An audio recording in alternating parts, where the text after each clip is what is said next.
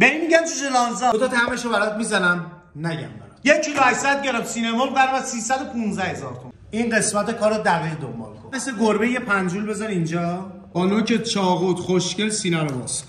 فیله جدا، سینه رو هم دوباره وسط باز کن.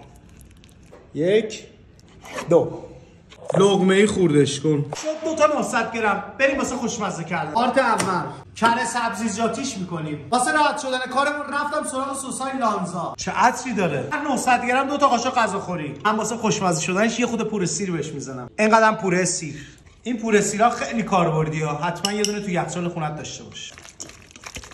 چقدر تنوع کار داره. تمام یکی از یکی خوشمزه تر. آیتم دومو چی بزنم؟ بریم واسه لبنانی. چه عطری داره. 2 تا قاشق غذاخوری کافیه. راحت و سریع و خوشمزه. باز یه چیزی گفت. دیگه بگو تو سطح شهر همه فروشگاه دارن. گفتم والا ما همه جا دیدیم. مردم هم دیدن. این نشون دهنده کیفیت دیگه. خیلی خوشمزه است. اینم از این طعم.